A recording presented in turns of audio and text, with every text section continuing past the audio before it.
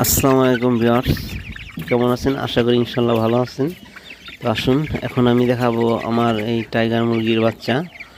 তো 15 দিনে দেখতেই পারতেছেন কীরকম গ্রোথ হয়েছে। তো এটা 500 গ্রাম প্লাস। তো সামনে আরও হবে ইনশাল্লাহ। তো আমি নতুন উদ্যোক্তা, তো আমার জন্য দোয়া করবেন আমি যেন সফল হতে পারি। এখানে অল্প কিছু মুরগির বাচ্চা আছে, এখানে মোটামুটি 20 পিসের মতো আছে। তো খুবই চঞ্চল মুরগিগুলো, তো ভিডিও করতে সময় খুবই ভয় পায়। এখন এদেরকে খাবার দেওয়া হয়েছে, তো অল্প সময়ের মধ্যে খাবার শেষ করে ফেলেছে। এটা প্রচুর খায়। তো যাই হোক, আলহামদুলিল্লাহ আমার মুরগিগুলো সুস্থ আছে। এখন পর্যন্ত কোনো রোগ আক্রান্ত হয় নাই।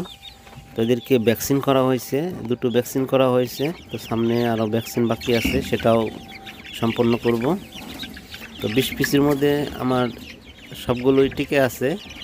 তো এতে বোঝা যায় এটি আপনার এই রোগবালাই খুব কম আসে এই মুরগিগুলো।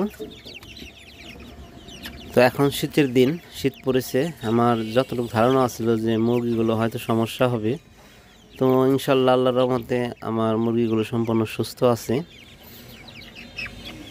তো যাই হোক, যদি আমার এই ভিডিওটা দেখে যদি আপনাদের ভালো লাগে তাহলে ইনশাল্লাহ কমেন্ট করে জানাবেন, সাবস্ক্রাইবার করবেন ভিডিওটা।